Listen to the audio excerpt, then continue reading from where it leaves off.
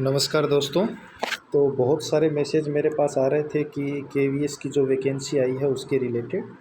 तो मैं एक बहुत ही शॉर्ट वीडियो आप सभी के सामने लेके आया हूं, जिसमें मैंने इसमें केवीएस की वैकेंसी के बारे में पूरा आपके सामने सब कुछ एज क्वालिफ़िकेशन वो क्या क्या है वो पूरी बातें आपके सामने इसमें क्लियर की हैं। तो आप इसमें देख लें, आपके सारे डाउट क्लियर हो जाएंगे। तो केवीएस आपको पता है कि एक ऑटोनोमस बॉडीज़ है जो भारत सरकार के एजुकेशन मिनिस्ट्री के अंतर्गत आती है और हर साल ये अपनी वैकेंसी निकालती है।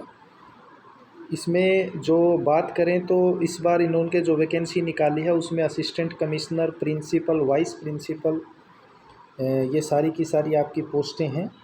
अब यहाँ पे अगर हम बात करें तो देखिए, प्रिंसिपल, असिस्टेंट कमिश्नर और वाइस प्रिंसिपल, ये तीनों ही पोस्टें ऐसी हैं जिसमें कि एक्सपीरियंस चाहिए।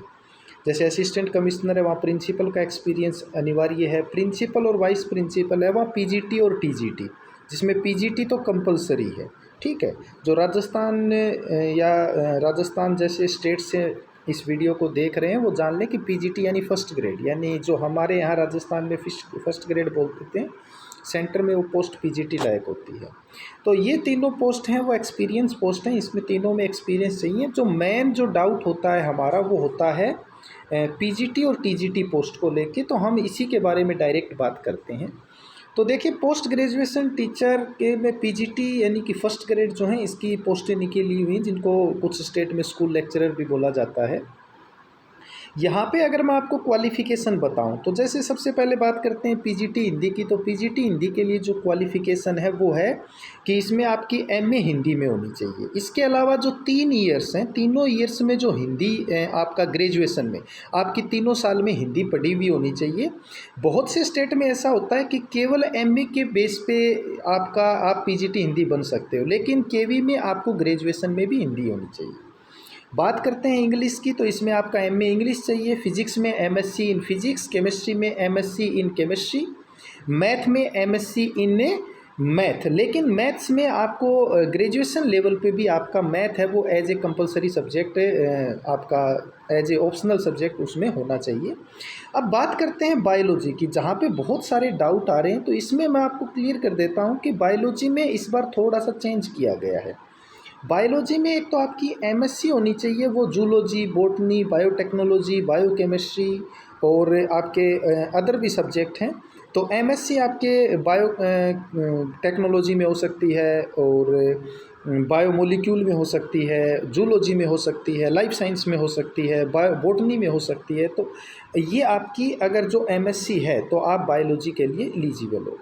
यहाँ पे आप एक चीज़ और भी ध्यान में रखें कि बायोलॉजी के लिए आपको कम से कम बॉटनी और जूलॉजी 2 सब्जेक्ट जो हैं, ये सब्जेक्ट आपके ग्रेजुएशन लेवल पे भी पढ़े हुए होने चाहिए।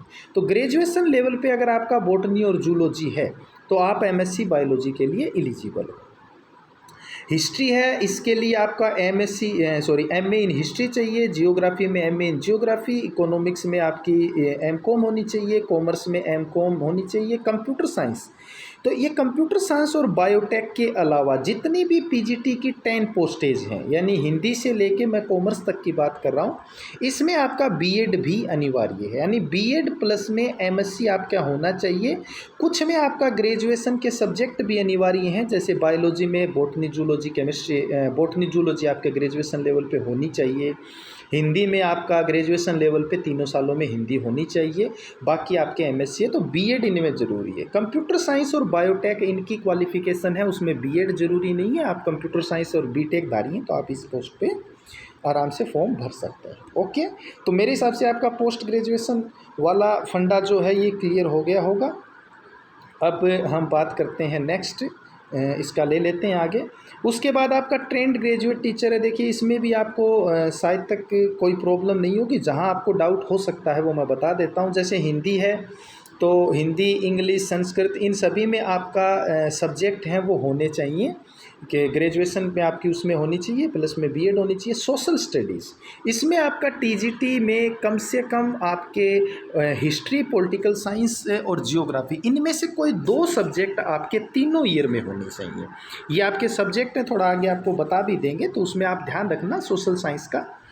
मैथमेटिक्स है, इसमें एक चीज़ और डाउट रहती है, टीजीटी में सभी को डाउट रहता है कि इस एमएससी, जैसे आपको एमएससी में भी 50% चाहिए, कोई भी आप फॉर्म भरते हो, और इसमें केवी का, और इसमें भी आपको 50% मार्क्स चाहिए। लेकिन एक चीज़ जो यहाँ पे आपको कंफ्यूज करती है कि 50% एग्रीगेट चाहिए या 50% पर ईयर चाहिए। तो इस चीज़ को मैं आपको कंफर्म कर देता हूँ डियर्स कि आपको 50% हर साल चाहिए और एग्रीगेट भी चाहिए।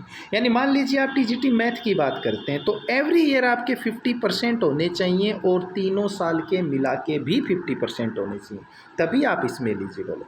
सबसे ज़्यादा मेन क्वालिफिकेशन जो होती है वो होती है टीजीटी साइंस की, इम्पोर्टेंट, जो लोगों को समझ में नहीं आती। तो देखिए इसमें क्लियर फंडा है कि BCZ बॉटनी, जूलॉजी और केमिस्ट्री आपके हर साल होनी चाहिए। अगर आपने तीनों साल में बॉटनी, जूलॉजी और केमिस्ट्री को पढ़ा है तो आप इसके लिए एलिजिबल हो। अब यहाँ से बहुत सारे डाउटफुल ऐसे आते हैं कि सर हमारे पास बॉटनी जूलॉजी तो था, केमिस्ट्री नहीं था, केमिस्ट्री की जगह बायोटेक्नोलॉजी था, बायोकेमिस्ट्री था, तो वो आप एलिजिबल नहीं है। आपके लिए बॉटनी, जूलॉजी और केमिस्ट्री इसमें होना चाहिए। इसके अलावा आपका साइंस है, हो गया PHERTW, तो इसमें आपकी अलग अलग क्वालिफ़िकेशन है। मोस्टली जो साइंस का और आपका डाउट था और 50% वाला डाउट था वो मैंने बता दिया है। ये आपकी पोस्टेज हैं, सेंटर की जॉब हैं। तो आप अगर OBC में आते हो तो नॉन क्रीमी में तो आप OBC से फॉर्म भरें।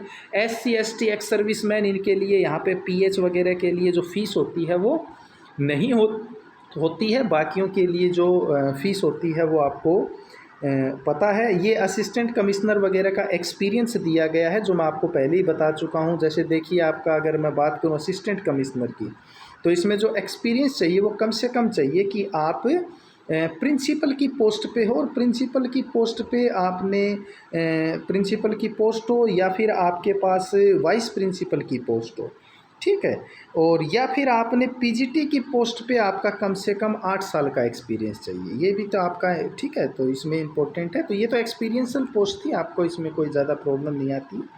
मेन बात आपकी पीजीटी टीजीटी की है। एक बात और क्लियर कर देता हूँ मैं यहाँ आपके बच्चों आपको, कि जो पीजीटी और टीजीटी और पीआरटी है, इसमें पीजीटी के लिए कोई भी सीटेट अनिवार्य नहीं है, लेकिन टीजीटी और पीआरटी है, इसके लिए सीटेट अनिवार्य है।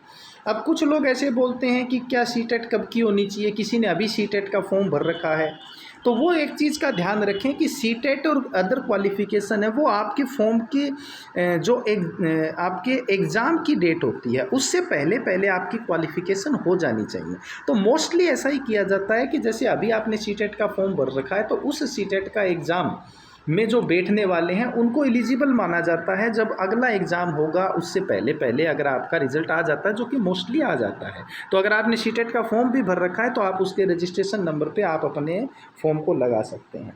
बाकी इसमें आपका कोई है नहीं, आपको पता ही है कि जो उम्र होती है, आयु सीमा, वो आपकी अपर एज होती है वो 35 साल है, ठीक है। 35 साल आपकी एज है, तो अपर 35 है, मिनिमम 21 होती है। इसके बेस पे आप फॉर्म भर सकते हैं। 21 और 35 के बीच में जो भी है, तो ये आपकी एज है। वाइस प्रिंसिपल के लिए मिनिमम एज है वो 35 है, तो इस चीज़ का ध्यान रखें। और तो ये मैंने एक छोटी सी वीडियो बनाई है एक आपको ब्रीफ बताने के लिए। आपको कोई डाउट हो तो आप कमेंट बॉक्स में बता सकते हैं, और चैनल को आप नए आए हैं तो सब्सक्राइब कर दें, शेयर कर दें अपने दोस्तों के साथ, और कोई भी प्रॉब्लम हो आप कमेंट बॉक्स में बताइए, मैं आपको उसका रिप्लाई दूंगा।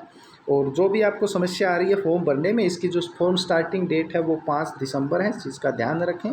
तो 5 दिसंबर से फॉर्म भरना स्टार्ट हो जाएंगे, आप इसमें फॉर्म लगाएं। और बाकी भी आपको अगर कोई डाउट हो किसी भी रिगार्डिंग, एज से रिगार्डिंग, क्वालिफ़िकेशन से रिगार्डिंग, सैलरी से रिगार्डिंग, बुक्स से रिगार्डिंग, तो सारे के सारे मैं एक वीडियो लेके आऊँगा जिसमें मैं आपको बुक्स के बारे में बताऊँगा, वो भी स्पेशल जूलॉजी और आपके टीजीटी साइंस को लेके, क्योंकि मैं भी टीजीटी साइंस की पोस्ट पे हूँ अभी केवी में, और पीजीटी में ज़्यादातर तो इसमें एनसीईआरटी का ही रोल होता है, लेकिन फिर भी मैं एक स्पेशल वीडियो बनाऊंगा इसके रिगार्डिंग।